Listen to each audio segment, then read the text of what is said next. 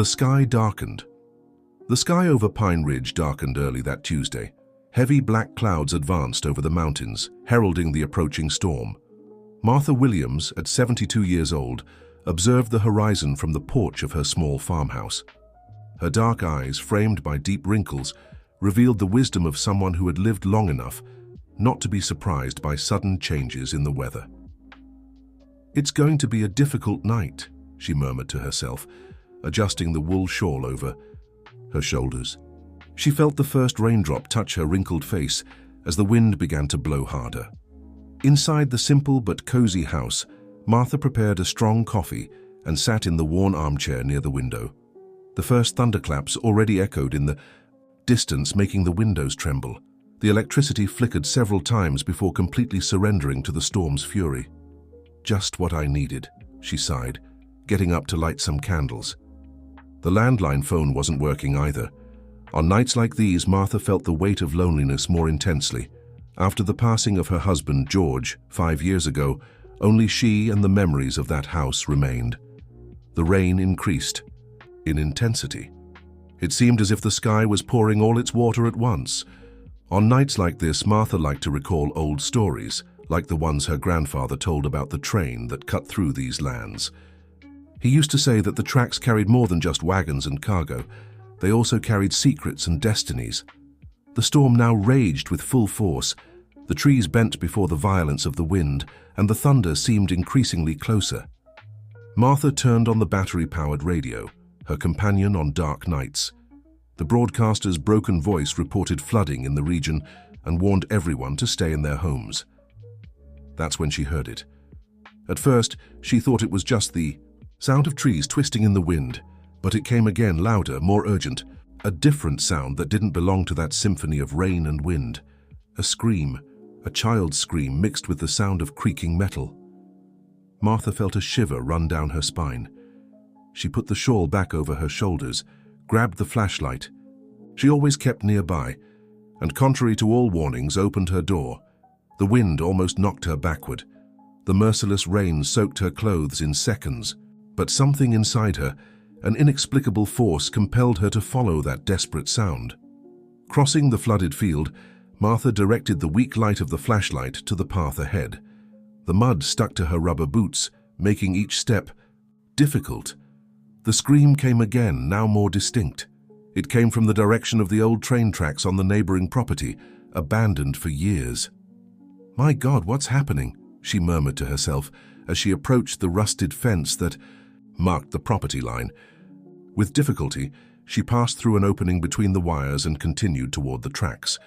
The scene she saw upon arrival made her heart nearly stop. Among the debris of what appeared to be an overturned train car, a small girl was trapped. Her dark hair stuck to her face from the rain, and her large eyes reflected pure terror. She couldn't have been more than 8 years old. But what surprised Martha most wasn't the child, but what was beside her. A black horse of imposing stature was hitting the debris with its hooves, as if trying to free her. The animal was wild, without a saddle or any sign of domestication, but acted with an almost human determination. "Calm down, child. I'm coming to help you," shouted Martha, so her voice would overcome the noise of the storm. The girl looked at her, her eyes injected with dread, and said something Martha couldn't understand. The horse, sensing the old woman's presence, neighed loudly as if calling her closer. Time was against them. The structure of the overturned car creaked dangerously, sinking deeper into the increasingly waterlogged ground. Martha knew she needed to act quickly. That stormy night had placed in her path a mystery that would forever change the quiet routine of Pine Ridge. If this story interested you, don't forget to subscribe to our channel and give a like. Tell us which city you're watching from. We'll continue. Facing the force of the storm, Martha approached cautiously. The black horse retreated a few steps but remained alert, its eyes fixed on the approaching woman. There was something hypnotic about that animal, an intelligence that shone through in its gaze, a determination that went beyond instinct. "I won't hurt you," Martha said, addressing both the girl and the horse. The rain continued mercilessly, making visibility difficult and transforming the terrain into a treacherous, muddy field. When she got closer, Martha was able to better assess the situation. The girl was trapped under a twisted piece of metal that pressed against her leg, not enough to crush it, but sufficient to prevent her from moving. Her almond-shaped eyes, though frightened, showed surprising strength for someone so young. "What's your name, child?" asked Martha, trying to calm the girl while examining the structure. "Emily," the girl replied in a weak voice. He wanted to take me." "Who wanted to take you, Emily?" Martha frowned, confused by the disconnected words. "The man on the train." Emily's voice was almost inaudible under the noise of the storm. "But the horse, he helped me." Martha looked again at the animal, which was now pulling one of the metal pieces with its teeth. "This horse brought you here?" Emily made an affirmative motion with her head, but soon after groaned in pain. Martha realized there was no time for conversation. The structure of the car creaked again, sinking a few more inches into the muddy ground. "We need to get you out of there now," said Martha, forcing the metal with her calloused hands. The metal was slippery and cold, resisting the old woman's efforts. The horse neighed, impatient, and began to dig the ground with its front hooves. Martha observed the animal's behavior and had an idea. She took from her jacket pocket a thin but sturdy rope that she always carried for possible emergencies on the farm. "Let's work together," she murmured, tying one end of the rope to the metal and offering the other end to the horse. The animal surprisingly seemed to understand. It grabbed the rope with its teeth and with a firm movement pulled it. The combination of the horse's pull and Martha's push finally moved the metal structure. Emily managed to slide out, freeing her leg. She was soaked, covered in mud, and trembling uncontrollably, both from the cold and from fear. "We need to get you to a safe place," said Martha, hugging the girl. But before they could take a step, a deafening crack echoed through the night. The car was completely giving way. That's when Martha made a bold decision. With quick movements, she picked Emily up and placed her on the horse's back. "Hold tight to his mane," she instructed. "But what about you? Asked Emily, her large eyes reflecting the fear of being left alone with the animal. "I'll be right behind, but you need to get to a doctor quickly," replied Martha, adjusting the girl. Then she looked into the horse's eyes, as if she could communicate with it. "Take her to town, follow the main road." To Emily's surprise, Martha gave a short, firm whistle. The horse neighed in response and, without hesitation, bolted down the muddy trail, carrying little Emily on its back. Martha watched the two disappear into the darkness as the train car finally gave way, sinking completely into the waterlogged ground. The storm was beginning to diminish, but the uneasiness in her heart only grew. Something in that scene didn't make sense. What would a child be doing alone at night near the abandoned tracks? And how had a wild horse demonstrated such intelligence and concern? With difficulty, Martha returned to her house. She put on dry clothes, prepared a small backpack with necessities, and despite her fatigue and age, drove her old Jeep to town. She needed to find out if Emily had arrived safely, and more than that, she needed to understand what had really happened that night.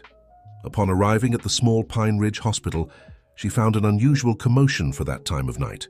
Nurses and doctors were running back and forth, and curious residents were gathering at the reception. "What's happening?" Martha asked a young nurse who was hurrying past.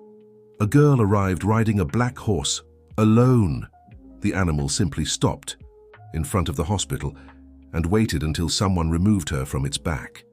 "After that, it disappeared into the darkness," replied the nurse, her eyes shining with amazement. "I've never seen anything like it." "And how is she?" asked Martha, feeling her heart tighten. "Frightened, but without serious injuries. The doctors are with her now," said the nurse before moving away to answer another call.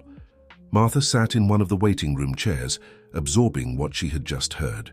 The horse had succeeded. It had taken Emily to the hospital and then disappeared, like a mysterious guardian fulfilling its mission. But that was just the beginning. Looking through the hospital window, Martha saw that the storm had finally ceased, leaving behind a clear, starry sky. What she didn't know was that this night marked the beginning of a much greater plot than she could imagine. The following morning brought the sun, which, with its golden rays, illuminated the damage left by the storm. Throughout Pine Ridge, people began cleaning the streets, collecting fallen branches, and repairing the damage to their properties. But the biggest topic in the small town wasn't the storm damage, but the mysterious girl who had arrived at the Key hospital riding a black horse. Martha woke up early after a restless night on the uncomfortable waiting room sofa. With slow steps, she headed to the room where Emily was hospitalized. The girl was sleeping peacefully, her face serene in contrast to the terror of the previous night.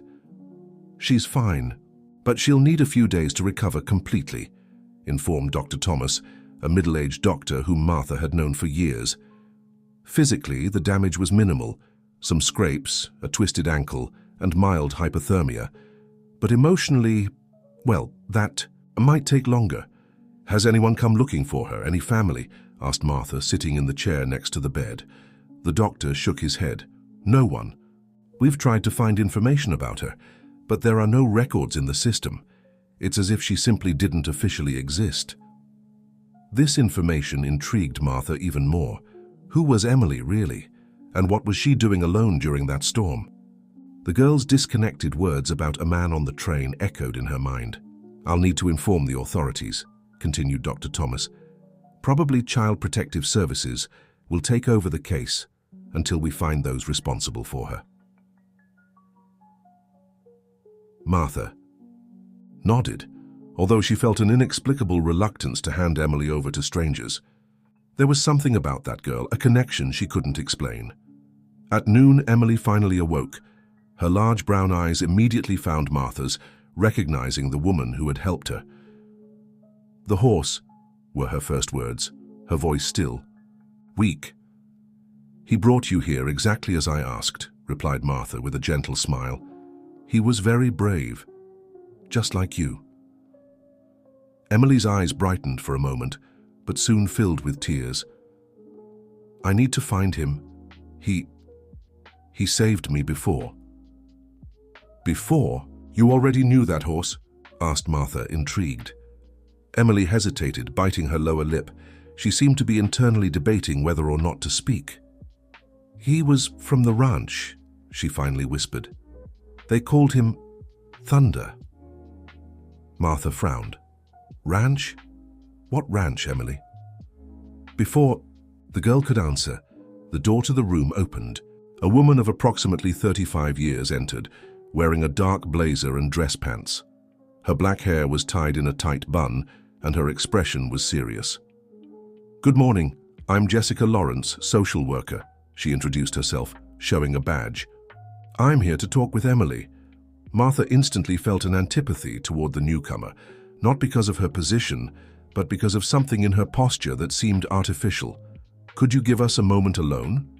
Jessica asked, her cold gaze fixing on Martha. "No," Emily quickly replied, holding Martha's hand. "I want her to stay." A flash of irritation passed across Jessica's face, but she quickly regained her composure. "Fine. Emily, I need you to tell me exactly what happened last night. How did you end up at those tracks?" The girl looked at Martha, seeking reassurance before answering, "I was running away." "Running away from whom?" Jessica insisted, her tone sharper. "I don't remember exactly." Emily looked away, clearly lying. Jessica continued pressing, but each question was answered vaguely or with a simple, "I don't know." It was evident that the girl was hiding something, which only increased Martha's curiosity and concern. After 20 fruitless minutes of questions, Jessica finally gave up. "I'll return tomorrow. I hope by then your memory will have improved," she said in a tone that sounded like a veiled threat. When they were alone again, Martha gently asked, "Why didn't you want to tell her the truth, Emily?" The girl looked at the door, making sure Jessica had really left before answering, "Because she works for them." "Them who?" "The people from the ranch," whispered Emily. "Westbrook Ranch." The name made Martha straighten up in her chair. Westbrook Ranch was one of the most prestigious horse breeding establishments in the country, located about 20 miles from Pine Ridge. Its owner, Robert Westbrook, was known both for his wealth and for his arrogance. "How do you know this?" asked Martha. "I saw her badge when she leaned over. It had the same symbol I saw at the ranch," explained Emily. "Please don't let them take me back there." The plea in the girl's eyes was genuine and desperate. Martha felt she was being dragged into a much bigger mystery than she had expected. Something sinister was happening at Westbrook Ranch, and both Emily and the enigmatic black horse were at the center of this plot. "I won't let anyone take you against your will," promised Martha, squeezing the little girl's hand. "But you need to tell me the whole truth. Who are you really, Emily, and what happened at Westbrook Ranch?" The girl took a deep breath, gathering courage. What she would reveal next would completely change the course of the investigation and set in motion a series of events that no one could predict. The hospital room fell silent for a few moments. Emily took a deep breath as if gathering courage to share a long-held secret. Her eyes, which before showed fear, now reflected determination. "My real name is Emily Westbrook," she began, her voice low but firm. "Robert Westbrook is my father." Martha couldn't hide her surprise. She knew who Robert Westbrook was. An influential man, owner of one of the largest ranches in the country, known for his fortune and his intimidating personality. The local newspapers frequently reported his achievements in elite equestrian competitions. "Your father," repeated Martha, processing the information. "But then why were you running away? Why were you alone in that storm?" Emily gripped the hospital sheet between her fingers, her expression darkening. "Because I discovered what he does with the horses that don't win," she said, with a surprising maturity for her age. "And I also found out about the fake documents." "Fake documents? What documents, Emily?" "The ones that say Thunder is dead," replied the girl, her eyes welling up. "Thunder was the best horse at the ranch. He won many competitions. But then he got injured during training. Dad said he was no longer useful, that he needed to be disposed of." The word disposed came with difficulty from the child's mouth, as if it carried a terrible weight. "One night I heard strange noises coming from the stables. I got up to see what it was and saw men taking Thunder and other horses to a truck. They were scared," continued Emily. "I followed the truck, hiding in the forest. They took the horses to an abandoned property near the train tracks." Martha listened attentively, feeling a tightness in her chest with each word. The idea of someone treating animals with cruelty caused her deep indignation. "What happened next?" she asked gently. "They were branding the horses with hot irons and injecting something into them. Thunder managed to break free and knocked down 2 men. In the confusion, I managed to open the gates for the other horses, but then—" Emily stopped, as if the memory was too painful. "Then," Martha encouraged, "then they saw me. One of the men shouted and came after me. I ran to the abandoned train car to hide, but he found me. That's when the storm started. We were fighting when Thunder appeared and attacked the man. The car started to slide in the mud." Emily took a deep breath, trying to hold back tears. "After that, I only remember being trapped and Thunder trying to help me. Then you arrived." Martha absorbed the account with growing concern. If what Emily was saying was true, Robert Westbrook was involved in illegal activities related to the horses of his ranch. But why fake the death of valuable animals? And who was Jessica Lawrence really? "Emily, are you sure you saw the Westbrook Ranch symbol on that woman's badge?" The girl nodded vigorously. "I am. It was the same symbol that's on the ranch gates, a horseshoe with a W in the center." At that moment, the door to the room opened again. It was Dr. Thomas, accompanied by a tall man of athletic build, with gray hair at his temples. Martha recognized him immediately. Stephen Reynolds, the most respected veterinarian in the region. "Martha, good to find you here," said Stephen with a warm smile. "Dr. Thomas told me about the incredible rescue yesterday. I came to see if I can help in any way." Martha and Stephen were longtime friends. They had worked together on several occasions, rescuing mistreated animals. If there was someone she could trust, it was him. "Actually, Stephen, I think we need to talk in private," said Martha, standing up. Turning to Emily, she added, "I'll be back soon, dear. This is Dr. Stephen, a great friend of mine and the best veterinarian I know. You can trust him." Emily looked at Stephen with caution, but nodded. Martha and the veterinarian left the room and walked to a small break room at the end of the hall. "Stephen, what do you know about Westbrook Ranch?" asked Martha directly. Stephen's expression changed, becoming more serious. "Why do you ask?" Because I believe suspicious things are happening. There. Things that may involve animal abuse and document forgery. Stephen looked around, making sure they were alone, before answering in a low voice. In the last few months, I've heard disturbing rumors about Westbrook Ranch. Other veterinarians have commented about horses that supposedly died, but were later seen in international competitions with different pedigrees. Is that possible? Inquired Martha, surprised. With the right connections and enough money, yes. There are international animal trafficking networks that forge documents, alter physical characteristics, and sell competition horses for exorbitant values, explained Stephen. But I've never had concrete evidence against Westbrook. Martha thought for a moment. What if I told you I have a witness, someone who saw this happening? It would be extremely dangerous for that person, replied Stephen with genuine concern.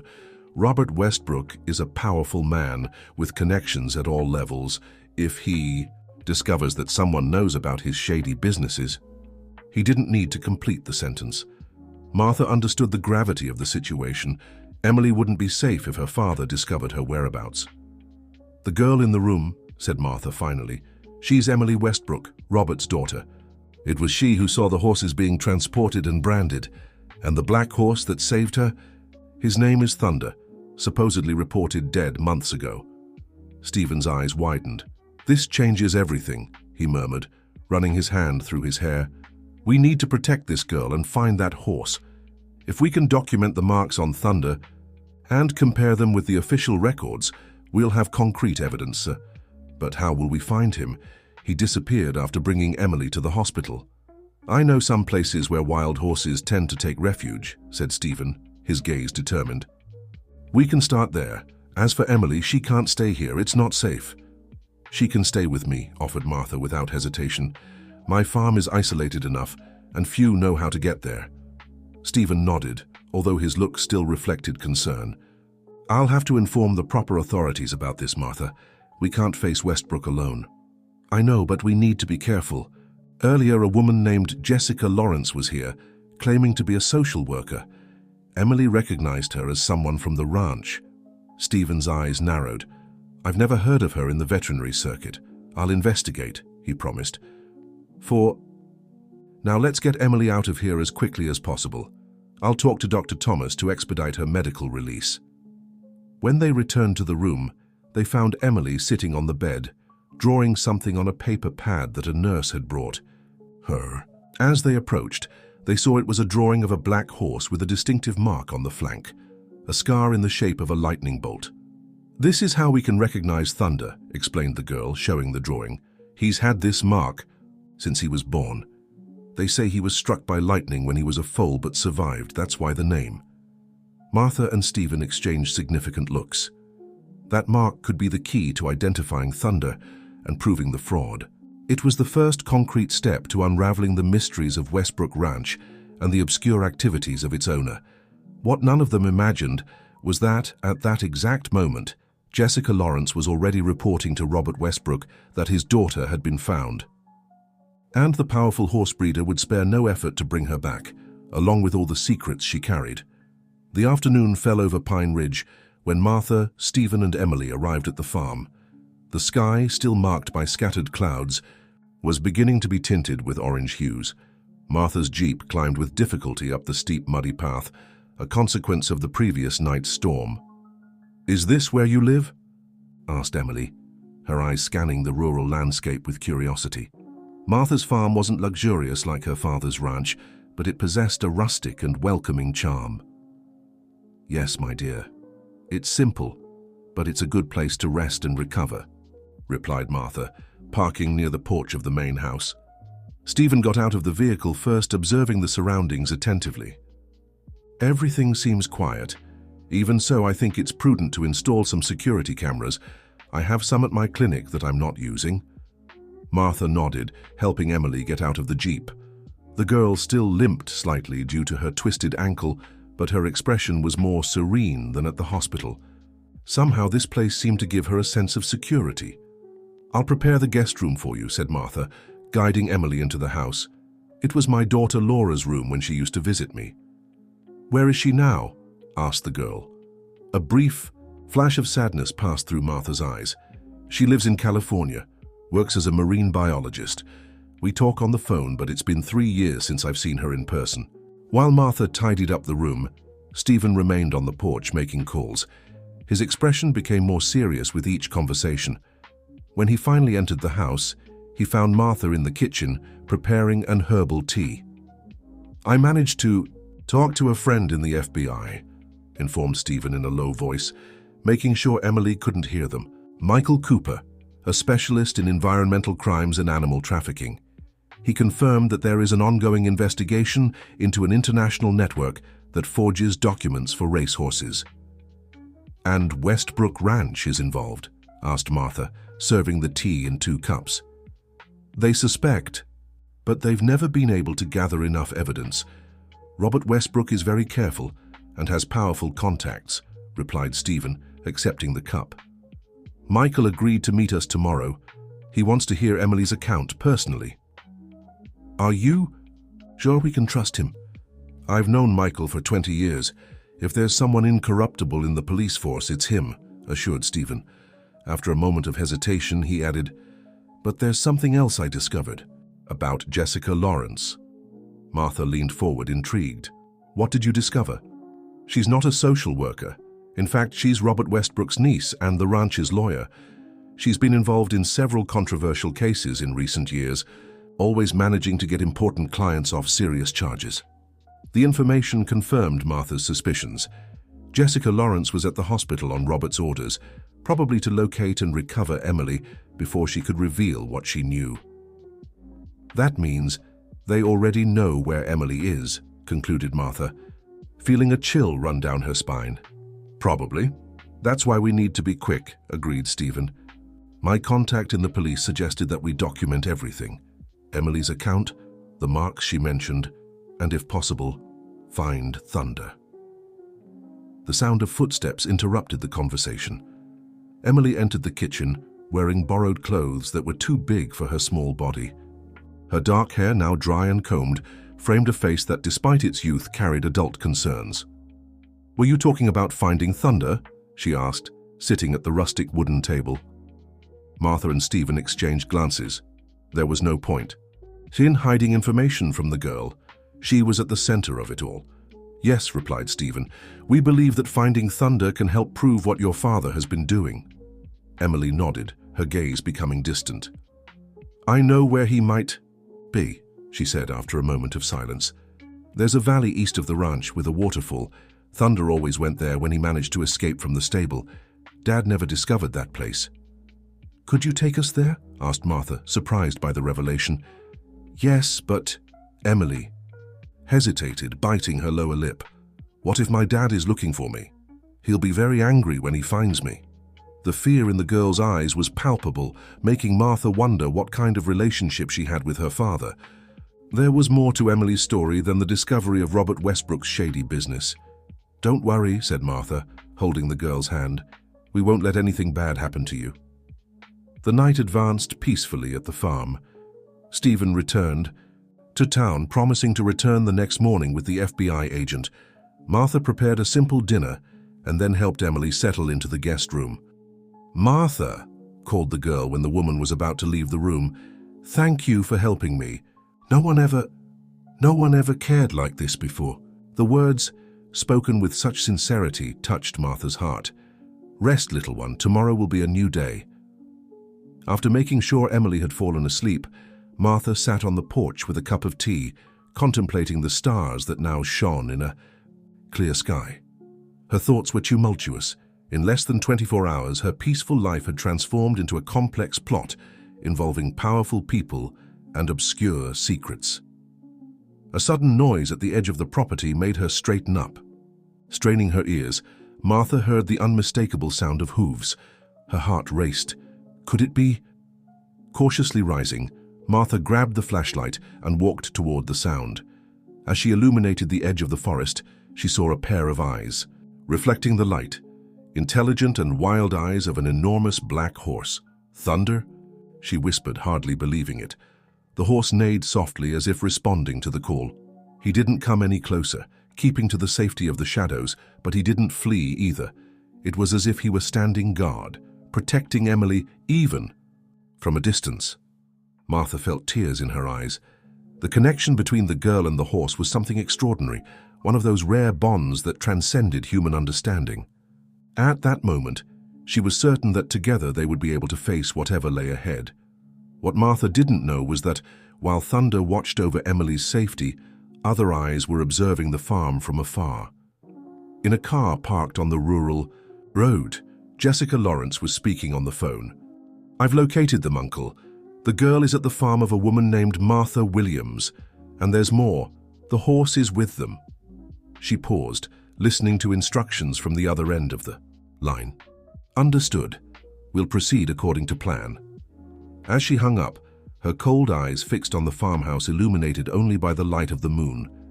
The siege was closing in, and neither Martha nor Emily suspected the danger that was approaching. Dawn brought with it a gentle mist that covered the fields around the farm. Martha woke up early, as was her custom, and was surprised to find Emily already awake, observing through the living room window. "He's still there," said the girl, without taking her eyes off the misty landscape. Martha approached and saw Thunder's silhouette grazing peacefully near the property line. The majestic black horse seemed perfectly at ease, as if this were his natural territory. "He came to you," Martha commented, amazed. "He always knows where to find me," replied Emily with a shy smile. "Since we met, it's been like that. As if we had a connection." Martha prepared a simple breakfast while Emily told more about her story. The girl had grown up practically alone on the ranch, with her mother absent for years. "She left when I was 4, she explained without much emotion, and a father always busy with business and competitions. It was Thunder who kept me company," said Emily, her eyes shining when talking about the horse. "Dad didn't like me getting close to him because he was a valuable competition horse, but on nights when everyone was asleep, I would go to the stable. I would bring apples and talk to him for hours." The simplicity with which Emily spoke about her loneliness broke Martha's heart.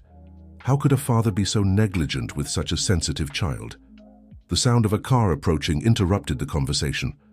Martha looked out the window with apprehension, relaxing when she recognized Stephen's vehicle. He wasn't alone. A tall man with olive skin and gray hair at his temples accompanied him. "It's Michael," Martha informed Emily, "the FBI friend who's going to help us." The girl nodded, although a shadow of concern passed through her eyes. Stephen and Michael entered the house after initial greetings. The federal agent had a serene presence and keen eyes that seemed to see beyond appearances. "So this is Emily Westbrook," he said, addressing the girl with respect, without the condescending tone that adults often use with children. "Stephen told me about what you witnessed. I know it must be difficult to talk about it, but we need your help to prevent more horses from being mistreated." Emily straightened up in her chair, as if the mention of the animal's welfare had given her courage. She recounted again, now with more details, what she had witnessed at the ranch, the horses being transported during the night, the documents she found in her father's office falsely declaring the health status of some animals, and finally, the night she followed the truck to the abandoned property. They were branding the horses with different symbols, she explained, and injecting something into them. One of the men said it was to erase the past and create a new pedigree. Michael took detailed notes, occasionally asking questions to clarify some point. When Emily finished her account, he closed his notebook and looked at her seriously. "You were very brave, Emily. What you witnessed corresponds exactly to the modus operandi of an international network of racehorse trafficking that we've been investigating for almost 2 years." "So you believe me?" asked the girl, surprised. "Completely," confirmed Michael. "The issue now is to obtain concrete evidence that links your father to this organization. The documents you mentioned would be crucial, but I imagine you weren't able to bring them." Emily shook her head, discouraged. "No, I fled in a hurry when they discovered me." "And what about the horse?" asked Stephen. "Thunder is here. If he was officially declared dead but is alive and with the original mark, wouldn't that be sufficient proof?" "It would be a start," agreed Michael. "But Westbrook could claim there was an error in the records, or that the horse was legitimately sold." We need something more substantial that directly connects Robert to the forgeries and the mistreatment. At that moment, Michael's cell phone rang.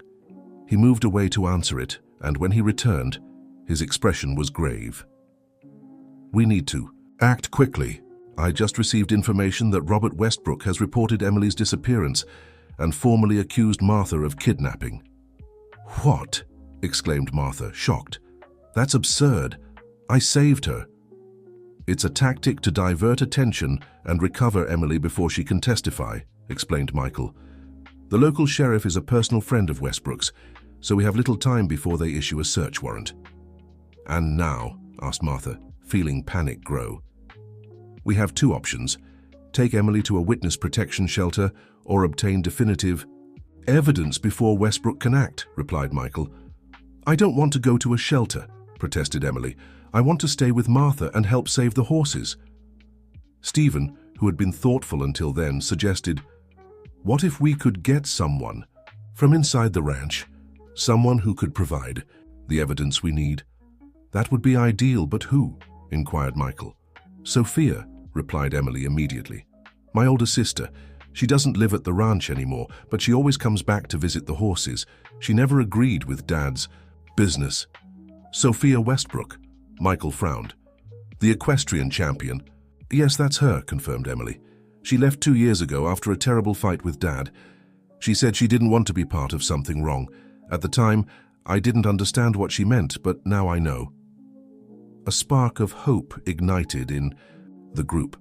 Sophia Westbrook was known not only for her skills in equestrianism, but also for her work advocating for animal rights. If they could contact her and convince her to help, they would have a valuable ally. Can you get in touch with your sister? Asked Michael. Emily hesitated. We have a code. When we need to talk without Dad knowing, we leave a message on a horse adoption forum. She always checks it. Perfect. Let's send a message immediately, decided Michael. While Emily wrote the coded message on Martha's computer, a noise coming from outside the house caught everyone's attention. Thunder was neighing agitatedly, running from side to side as if alerting them to an approaching danger. Stephen ran to the window and observed the road. We have company, he announced with a tense voice. 2 cars approaching. One of them seems to be from the local sheriff's office. Quick, finish that message, instructed Michael, taking out his cell phone. I'll contact my superiors to prevent any precipitous action. Martha felt her heart race. The battle between truth and power was just beginning, and she was determined to protect Emily at any cost. While watching the girl finishing the message to her sister, a thought crossed her mind. Sometimes, it's the youngest and most vulnerable who demonstrate the greatest courage in the face of injustice. The cars stopped in front of the farm.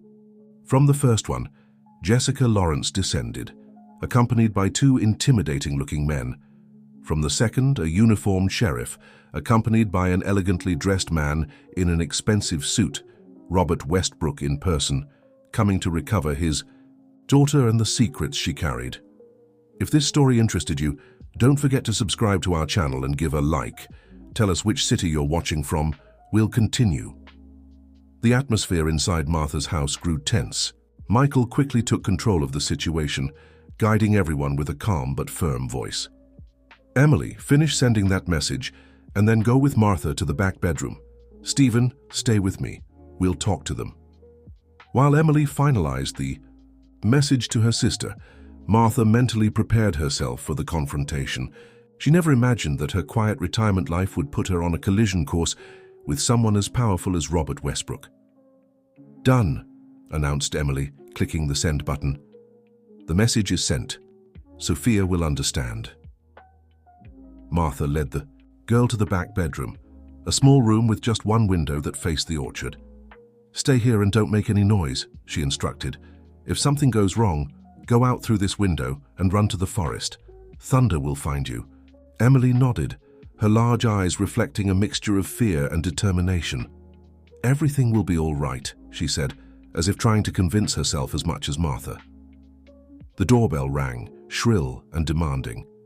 Michael adjusted the badge visible on his belt and with a nod to Stephen headed to the front door. Martha followed them, staying a few steps behind. Upon opening the door, they were greeted by Jessica Lawrence's cold gaze, who stepped forward before even being invited in. Behind her, the local sheriff, a middle-aged man with an uncomfortable expression, and Robert Westbrook, whose presence immediately dominated the environment.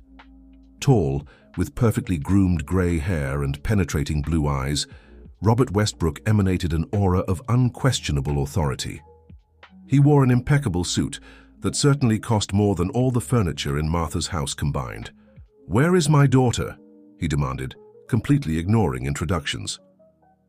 Michael stepped forward, positioning himself between Robert and the poor interior of the house. "Mr. Westbrook, I'm Agent Michael Cooper from the FBI. Before anything else, I'd like to clarify that we are conducting an official investigation here." Robert's face registered momentary surprise, quickly replaced by a calculating expression. "FBI? Interesting. And what would be the reason for this investigation, if I may ask? As far as I know, the only crime committed here was the kidnapping of my daughter by this lady." He pointed to Martha with disdain. "I didn't kidnap anyone," protested Martha, indignant. "I found Emily trapped in an overturned train car during the storm. She would have died if I hadn't helped her." "A convenient story," intervened Jessica, her tone professional and cold. "However, the facts show that the minor Emily Westbrook disappeared from her residence and was found under the illegal custody of Ms. Martha Williams, who did not notify the authorities nor attempted to contact the child's legal guardian." "I notified the hospital as soon as I took her for treatment," Martha retorted. "And then you removed her from the hospital without authorization," completed Jessica, relentless. Michael raised his hand, interrupting the discussion. "Ladies and gentlemen, I have reason to believe that the minor Emily Westbrook is a key witness in a federal investigation into international animal trafficking and document forgery. Under these circumstances, her safety and well-being are priorities. For the state," Robert laughed, a cold sound without humor. "This is absurd. My 8-year-old daughter is a key witness. She's just a child with a vivid imagination who ran away after being scolded for disobeying the house rules." "I believe you're underestimating your daughter, Mr. Westbrook," replied Michael calmly. "Emily has demonstrated remarkable capacity for observation and understanding of the situation." "Agent Cooper," intervened the local sheriff, visibly uncomfortable, "is there any judicial warrant that authorizes the minor to remain under federal custody? Because I have here a court order determining the immediate return of Emily Westbrook to her father's custody." Michael faced the sheriff. "Sheriff Johnson, I believe you are aware that in cases of federal investigations, especially those involving witness protection, federal jurisdiction overrides state jurisdiction." "But you still haven't clarified if you have any court order," insisted the sheriff. At that moment, Michael's cell phone vibrated. He checked it quickly and a slight smile formed on his lips. "I just received it, Sheriff. Federal Judge Marcus Wilson issued a protective measure for Emily Westbrook exactly 3 minutes ago." Robert Westbrook was not intimidated. "This is absurd. I demand to see my daughter immediately." "Dad?" Emily's soft voice surprised everyone. The girl had left her hiding place and was now standing at the entrance to the living room, small but determined. "Emily!" exclaimed Robert, his tone suddenly affectionate. "Darling, I've been so worried. Let's go home." He extended his hand toward his daughter, but Emily didn't move. Her eyes, so similar to her father's, remained firm. "Why did you lie about Thunder?" she asked directly. "Why did you say he had died when in fact you sent him to that horrible place?" Robert's face hardened momentarily, but he quickly regained his composure. "I don't know what you're talking about, darling. You're confused. These strangers have put ideas in your head." "I'm not confused," Emily retorted with surprising firmness. "I saw the papers in your office. I saw the men taking Thunder and the other horses that night. I saw what they were doing to them at the abandoned property." A heavy silence fell over the room. Robert's gaze now oscillated between anger and calculation as he assessed the potential damage of his daughter's words. "Emily," intervened Jessica, her voice artificially sweet, "your father works very hard to ensure the best for you and the horses at the ranch. Sometimes difficult decisions need to be made when an animal is sick or old. It's normal that you don't fully understand." "He wasn't sick or old," exclaimed Emily, her voice trembling with emotion. "Thunder was healthy. You just wanted the insurance fraud money, didn't you, Dad? And then sell him with another identity." The direct accusation made Robert's face pale slightly. His cold eyes swept the room, stopping at each of those present, as if assessing the gravity of the situation. "This is ridiculous," he finally said. "My daughter is clearly disturbed and needs to return home immediately. Sheriff Johnson, do your duty." The sheriff took a hesitant step toward Emily, but Michael intervened. "I believe I've made it clear that the minor is under federal protection." "And if I can prove what I'm saying," announced Emily, her voice small but firm, "what if Thunder is right here alive, contradicting all the official documents that declare his death?" As if responding to the call, a powerful neigh sounded from outside the house. Everyone turned to the window, where the imposing silhouette of a black horse stood out against the morning sky. "Impossible," murmured Robert, his mask of confidence finally breaking. "Let's all go outside," suggested Michael, taking advantage of the rancher's moment of weakness.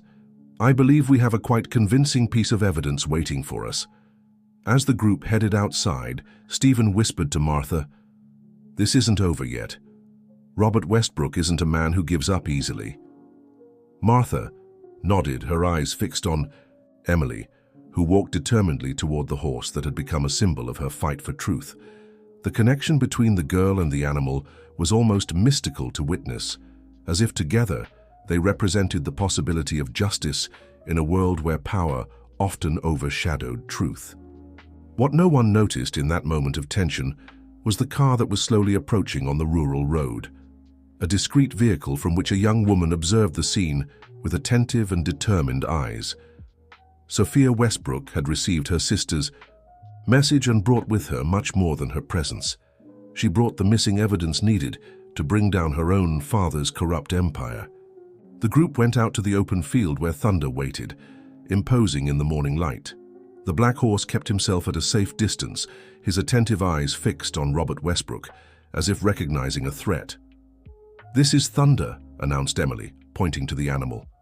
The same horse that, according to the ranch's official records and insurance documents, was euthanized 6 months ago due to an irreversible injury.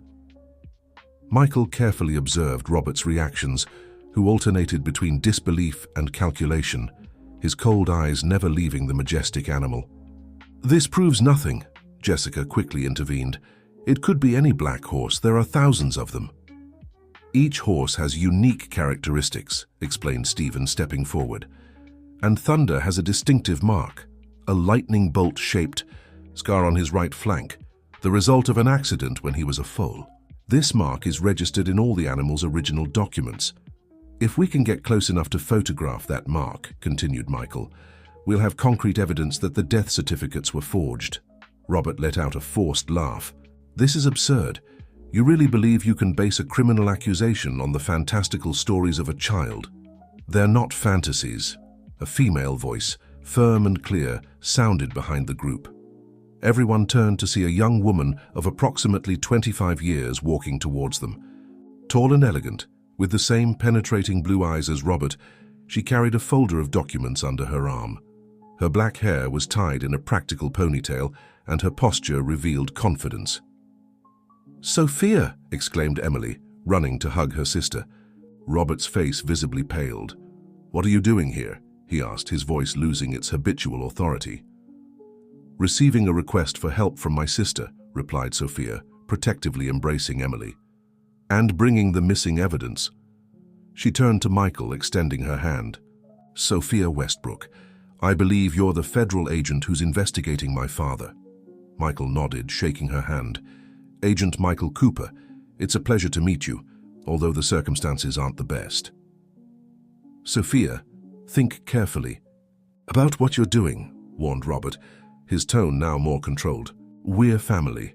We have a legacy to protect." "A legacy of fraud and cruelty?"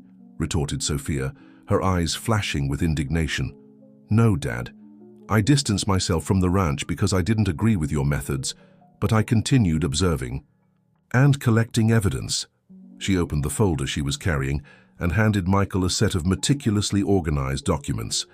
Here are copies of the original records of 5 horses, including Thunder, that were officially declared dead in the last 2 years. There are also photos of these same animals being transported out of the country with falsified documentation, as well as emails and financial transactions linked to an international animal trafficking network. Michael examined the documents quickly, his countenance becoming more grave with each page turned. "This is extremely detailed and incriminating, Ms. Westbrook. How did you obtain such information?" "I have contacts in the international equestrian world," explained Sophia. "When I began to suspect my father's activities, I set up my own network of informants, some regretful buyers, handlers who refused to participate in the schemes, veterinarians who noticed inconsistencies in the records." "This is defamation," exploded Robert, his face now red with fury. "You have no right to invade my private files and distort legitimate business information." "I didn't invade anything," replied Sophia calmly. "As a minority shareholder of Westbrook Ranch, I have legal access to certain records. The rest came from external sources." While the discussion intensified, Martha noticed something surprising. Thunder, who until then had kept his distance, was beginning to approach slowly. The horse walked with dignity toward the group, his eyes fixed on Emily and Sophia. "Look," whispered Martha, pointing. Everyone fell silent, watching the majestic animal approach.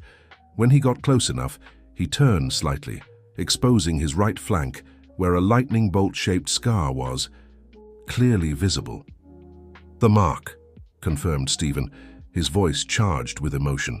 "It's exactly as described in the original records." Michael quickly took several photos with his cell phone, documenting the living proof of the fraud.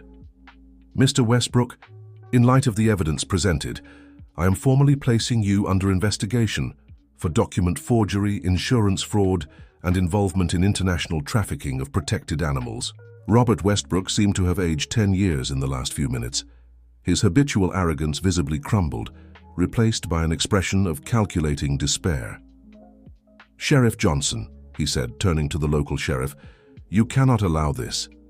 You know who I am, what I represent for this region." The sheriff, visibly uncomfortable, avoided his gaze. "I'm sorry, Mr. Westbrook, but federal jurisdiction supersedes mine in this case." Jessica, realizing that the situation was rapidly deteriorating, attempted one last maneuver.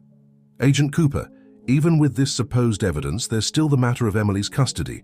She's a minor and legally under my guardianship since the divorce," Sophia firmly completed.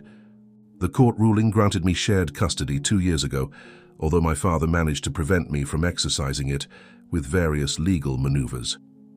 She took out another document from the folder and handed it to Michael. "The original judicial decision, in case you need to verify." Robert, seeing himself cornered, abandoned any pretense of civility.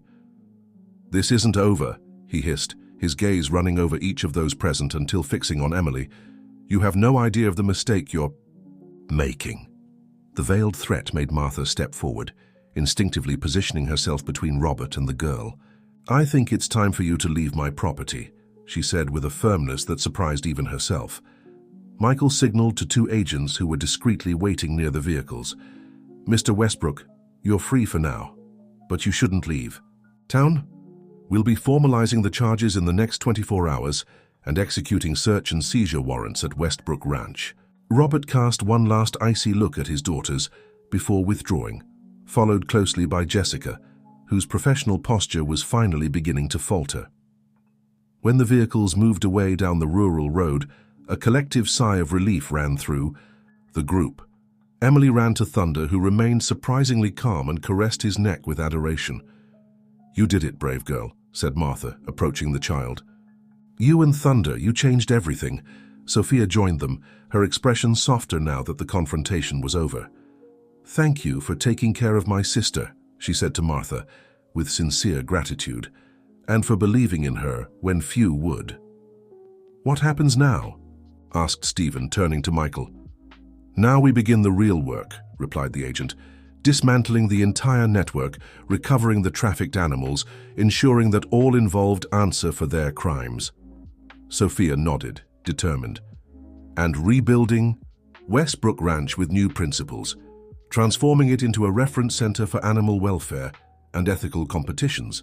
While they talked about the next steps, no one immediately noticed that Robert had not gone directly to town. His car had stopped a few miles ahead, where a suspicious-looking man awaited him. The battle seemed lost, but the war was far from over. The afternoon advanced at Martha's farm, bringing a climate of cautious celebration. After Robert Westbrook's departure, the heavy atmosphere gave way to a sensation of relief, albeit tempered with the awareness that many challenges still lay ahead. Michael organized the evidence brought by Sophia, cataloging it meticulously and sending digitized copies to his superiors in Washington, D.C. Stephen, in turn, examined Thunder with the experienced eyes of a veterinarian, marveling at the health and strength of the animal, despite all it had been through. Inside the house, Martha prepared a snack for everyone, while Emily and Sophia caught up sitting at the kitchen table. The age difference between the sisters, Sophia at 25 years and Emily at only 8, didn't seem to diminish the deep connection they shared. "I missed you so much," confessed Emily, her eyes shining with emotion. "Why didn't you come get me before?" Sophia sighed, holding her younger sister's hands. "I tried Em many times, but Dad always managed to prevent it, using his influence and money. He convinced the judge that I was unstable because of our fight and the accusations I made. But now we have proof," affirmed Emily with the simplistic optimism of childhood. "Yes, now we have," agreed Sophia, although her smile didn't fully reach her eyes. She knew her father too well to believe he would surrender without a fight. Michael entered the kitchen, his countenance serious but satisfied. "Things are moving quickly," he announced. "The FBI is issuing search and seizure warrants for the ranch and 3 other locations linked to the operation. We're also contacting Interpol to track the internationally trafficked animals." "And what about my father?" asked Sophia, the concern evident in her voice. "We're monitoring him," assured Michael. "He's under discreet surveillance, although we don't yet have authorization for a preventive arrest." Stephen entered at that moment, wiping his hands on a cloth. "Thunder is in excellent shape considering everything. I've documented all the identifiable marks and compared them with the original records that Sophia brought. There's no doubt, it's the same animal." "What will happen to the horses at the ranch when my dad is arrested?" asked Emily, the genuine concern in her voice moving everyone. "They'll be well cared for," guaranteed Sophia, caressing her sister's hair. "Actually, I have a plan for that. I'm going to request temporary custody of the animals while the case is ongoing. I have a small property near Boulder, where I already take care of some rescued horses." "Can I help?" The expectation in Emily's voice drew smiles from everyone. "You'll be my main assistant," promised Sophia. The conversation continued, with plans being drawn up for the next steps. Michael's cell phone rang several times, bringing updates about the operation that was beginning to unfold on various fronts. It was Martha who first noticed that something was wrong. An unusual silence had fallen over the field. No birds, no wind in the trees, not even the occasional neighing of Thunder, who had been grazing near the house. "Where's Thunder?" she suddenly asked, interrupting the conversation. Stephen frowned, quickly heading to the window. "He was grazing there just a few minutes ago," he said, pointing to a spot near the fence. Michael immediately went on alert. "I'll check," he announced, his hand instinctively moving to the gun in his holster. "I'll go with you," decided Stephen. Sophia stood up too, but Michael stopped her with a gesture. "Stay here with Emily and Martha. It might be nothing, but it's better to be safe." As soon as the 2 men left, Sophia checked her own cell phone, which had been left in silent mode. There were 3 missed calls from an unknown number and a text message that made her blood freeze. "Your little sister should have learned not to play with unknown horses. Come alone to the old mill if you want to see her again." Confused, Sophia looked around, noting with relief that Emily was still sitting at the table, helping Martha serve the snack. Who had sent that message then? And why? The answer came when Michael and Stephen returned hurriedly to the house. "Thunder has disappeared," announced Stephen, worried, "and we found recent tire marks on the side road that goes around the property." "Someone took the horse," concluded Michael, his face grave. Must have taken advantage when we were all distracted in here. Sophia showed him the message on her cell phone. I just received this. It doesn't make sense. Emily is here, but Thunder was taken. Michael analyzed the message, his countenance becoming even more serious. It's a trap, he said. They want to lure you away from protection, isolate you. But why? Asked Martha. The evidence is already with the authorities. Not all of it, replied Sophia, suddenly understanding. There's a flash drive with the original videos of the clandestine operation, filmed by one of the handlers who helped me. It's in a safe, and only I have access. Does Robert know about this? Inquired. Michael, he suspects. I mentioned during our discussion that I had everything documented on video. It was a partial bluff. I have the videos, but they weren't with me today. So he believes you carry this evidence with you, concluded Michael, and he's willing to do anything to obtain it. What do we do now? Asked Stephen. Thunder could be in danger. Michael pondered briefly before responding. We need to divide our forces. I'll request reinforcements immediately, but it will take some time for them to arrive. Meanwhile, we should locate the mill mentioned in the message. It's about 3 miles from here, informed Martha. It's been abandoned for years, but the main structure is still standing. It's an isolated place, perfect for an ambush. We can't simply ignore the message, argued Sophia. If my father is behind this, he won't hesitate to harm Thunder, to pressure me. I agree, said Michael, but we also can't fall into the trap. We need a plan. In the following minutes, the group elaborated a strategy. Michael contacted his team, requesting immediate support. Sophia insisted on going to the meeting, following the request in the message, but she wouldn't go alone. Michael would accompany her, keeping himself hidden. And what about us? Asked Emily, her voice small but determined. You'll stay here with Stephen, decided Michael. This house is now our safe point. The reinforcements will come directly here. As they prepared, Martha observed through the window the sun beginning to set, tinting the sky with orange and purple tones. A feeling of uneasiness grew in her chest. So many things could go wrong. Robert Westbrook was a cornered man, and such men were capable of desperate acts. Be careful, she asked Sophia as the young woman prepared to leave. Your father may have lost a lot today, but he still has much to lose. That makes him dangerous. Sophia nodded, her gaze determined. I spent 2 years gathering courage and evidence to confront him. I won't back down now. When Sophia and Michael left for the mill, silence fell again over the farm. Martha, Stephen, and Emily waited in the living room, the tension palpable in the air. The plan seemed solid, all precautions had been taken. Still, Martha couldn't shake the feeling that something important was escaping them, a crucial piece missing in that intricate puzzle.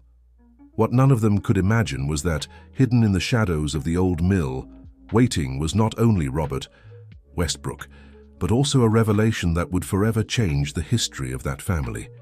The old mill rose against the twilight sky like a solitary sentinel, its weathered wooden blades motionless in the still evening air. Sophia parked her car at a safe distance, as agreed with Michael. The federal agent had followed in another vehicle and was now strategically positioned in the surroundings, invisible in the growing shadows. I'm going in, Sophia communicated through the small radio Michael had given her. Remember, don't intervene unless absolutely necessary. I need my father to believe I came alone. Understood, Michael's voice replied through the device. I'm less than a minute away if something goes wrong. Reinforcements are on the way. Taking a deep breath to calm her nerves, Sophia advanced toward the abandoned structure. The main door creaked on its rusty hinges, swinging slightly with the night breeze. Inside the mill, darkness was cut only by a weak beam of light coming from the second floor. Dad, she called, her voice echoing in the empty space. I'm here, as you asked. No response, only the creaking of old wood and the occasional flutter of wings, probably bats that had made the abandoned place their home. Cautiously, Sophia climbed the wooden stairs that led to the upper floor, each step protesting under her weight. On the second floor, a flashlight thrown on the floor created grotesque shadows on the walls, and there, tied to one of the main beams was Thunder. The black horse seemed agitated but unharmed. Upon seeing Sophia, he softly neighed as if recognizing her. "Thunder," she whispered, approaching carefully. "I'm going to get you out of here." "Not so fast," a male voice sounded from the shadows. It wasn't Robert Westbrook's voice as expected, but one that Sophia didn't immediately recognize. A middle-aged man emerged from the darkness. Tall, with broad shoulders and graying hair, he wore expensive clothes that didn't match the decaying environment. "Victor Ramirez," recognized Sophia after a moment of surprise. "My father's international partner." "Brilliant as always, Sophia," replied the man with a cold smile. "Your father mentioned your inconvenient intelligence. Where is my father?" she asked, looking around. "Was it he who sent the message, wasn't it?" Victor laughed, a sound without humor. "Robert is very busy trying to save what's left of his reputation and fortune. I, on the other hand, have more immediate interests at stake." He stepped forward, his expression hardening. "The videos, Sophia. Where are they?" At that moment, Sophia understood the gravity of the situation. Victor Ramirez wasn't just a partner in her father's legitimate business. He was the link to the International Animal Trafficking Network. He was the one who received the stolen and falsified horses in Europe, reselling them with new pedigrees for astronomical values. "They're not with me," she replied firmly. "That's regrettable," sighed Victor, taking a gun from the inside pocket of his jacket. "I really hoped we could resolve this in a civilized manner." Sophia felt her heart accelerate, but maintained her composure. The plan hadn't anticipated a gun. Michael was nearby, but not close enough to prevent a point-blank shot. Killing. "Robert Westbrook's daughter would be a terrible strategic mistake," she said, trying to buy time. "The police are already investigating. My death would only intensify everything." "Who said anything about killing you?" retorted Victor with a sinister smile. "There are many ways to make someone temporarily disappear. Enough time for me to clear my name from any connection to this investigation." A sudden noise on the staircase interrupted the tense dialogue. Heavy footsteps hurriedly climbing. Sophia prepared herself to see Michael emerge, but to her surprise, it was Robert Westbrook who appeared at the top of the stairs, breathless and with his face contorted in a mixture of anger and concern. "Victor, what the hell do you think you're doing?" demanded Robert, his gaze alternating between his armed partner and his daughter. "What you should be doing," replied Victor coldly, "eliminating the problem at its root." "Lower that gun," ordered Robert, his voice recovering its habitual authority. "Sophia is my daughter, and she's also the one who's going to send us to prison," retorted Victor. "You've always been too sentimental, Robert. That's why we've come to this point." Time seemed suspended as the three faced each other, a triangle of tension where decades of secrets, betrayals, and family ties intertwined. Thunder, sensing the danger, neighed agitatedly, pulling at the ropes that bound him. "Why are you here, Dad?" asked Sophia, genuinely confused. Robert hesitated, something unusual for a man habitually so sure of himself. "I received a message saying that Emily was here," he finally answered. "But I see I was deceived, just like you." "A small necessary manipulation," commented Victor with a shrug. "I needed both of you here, away from witnesses and protection." "Why?" asked Robert, his gaze hardening. "Because you've become a risk, old friend," explained Victor, now pointing the gun at Robert. "Our operation is compromised thanks to your meddling daughter and your incompetence in controlling her. The buyers in Europe are nervous, demanding guarantees I can't offer while you two are free to talk." The understanding of the real danger finally hit Robert. His empire was crumbling, not just because of the federal investigation, but also because his own associates now saw him as a liability. "Victor, be reasonable," Robert tried, his habitual arrogance giving way to an almost pleading tone. "We've worked together for 15 years. We built something valuable, and you destroyed it by allowing secrets to leak," accused Victor. "Your sentimentality toward your daughters was always your weakness." A quick movement at the side window caught Sophia's attention. Michael was positioned, ready to intervene. She just needed to gain a few more seconds. "The videos show your face, Victor," she said, taking a calculated step to the side, moving away from the line of fire. You personally supervising the rebranding of horses in Belgium, not even my father, appears in them. The information seemed to surprise both Victor and Robert. What is she talking about? Demanded Robert, turning to his partner. It doesn't matter anymore, replied Victor, his voice cold as ice. The damage is already done.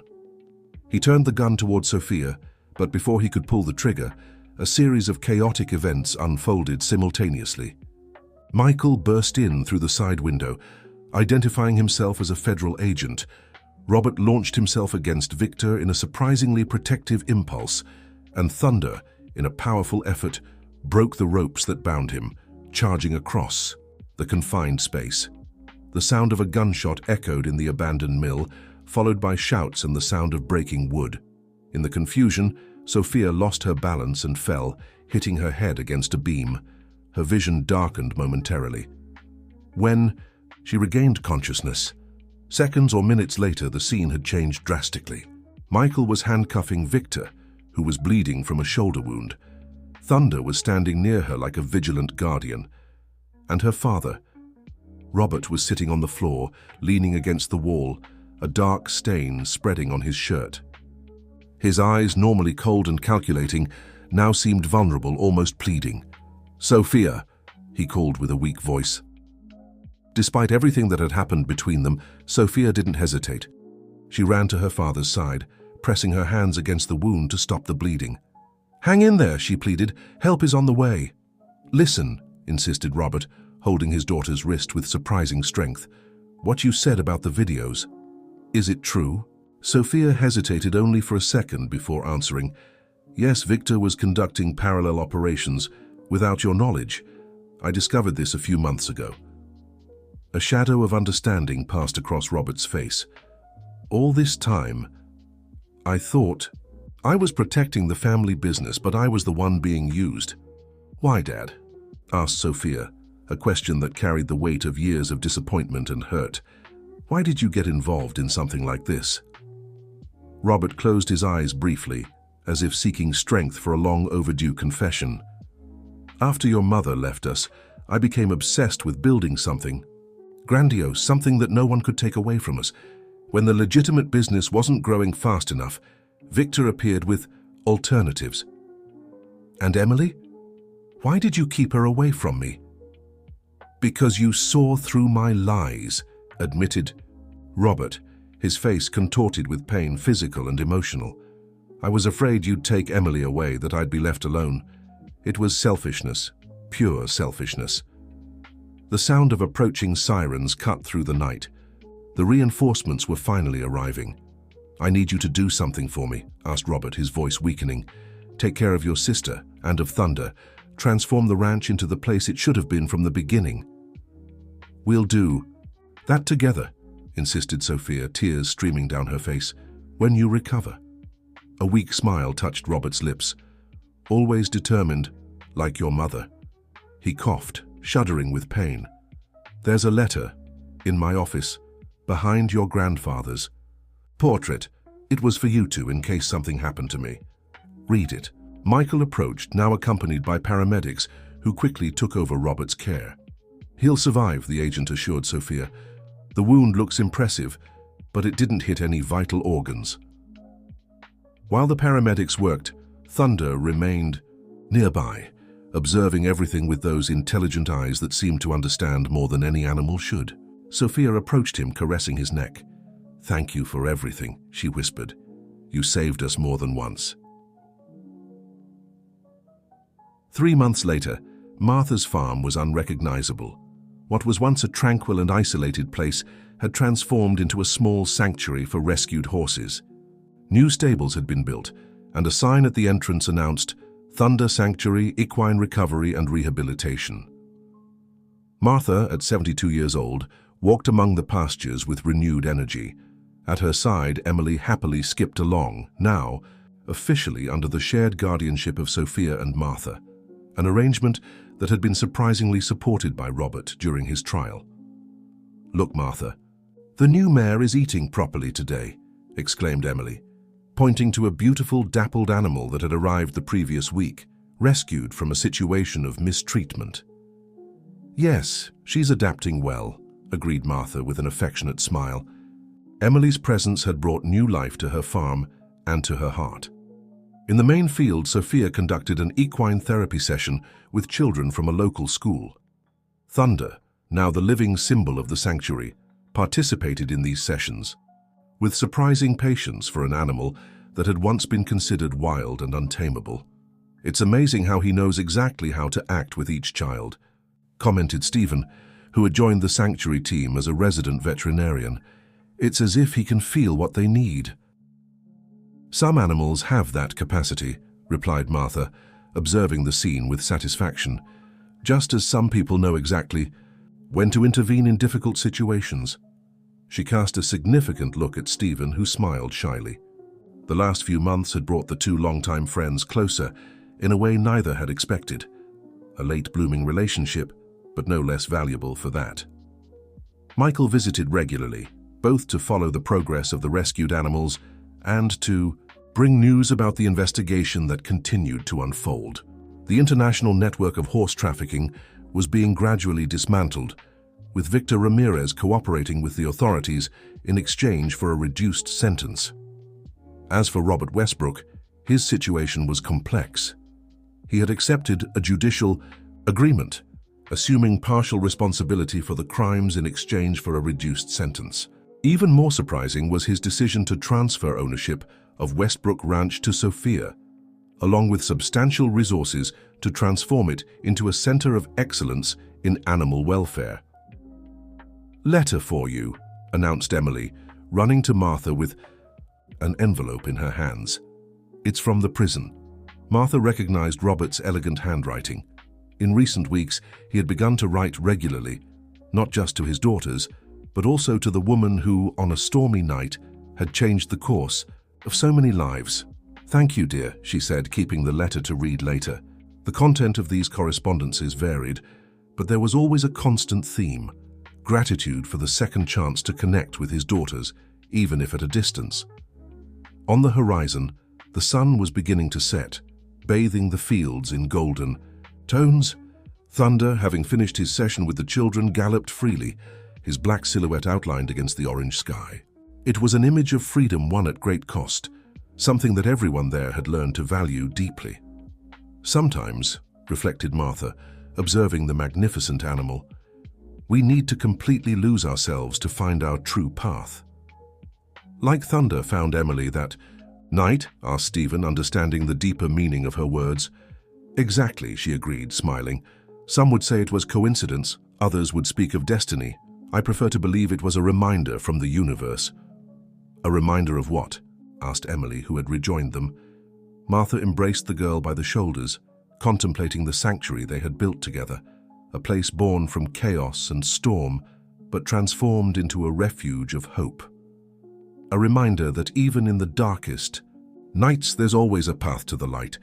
You just need the courage to move forward, even when you can't see the next step. In the distance, Thunder neighed, as if agreeing with her words. And in that perfect moment, with the sun setting over Thunder Sanctuary, it was impossible not to believe that in some mysterious way, that extraordinary black horse had brought all those people together exactly when they needed each other most. D was the end of one journey and the beginning of another, a story of redemption, courage, and unexpected connections that transcended common understanding, reminding everyone that the strongest bonds aren't always those of blood, but those forged in life's storms. If this story interested you, don't forget to subscribe to our channel and give a like. Tell us which city you're watching from. End of story.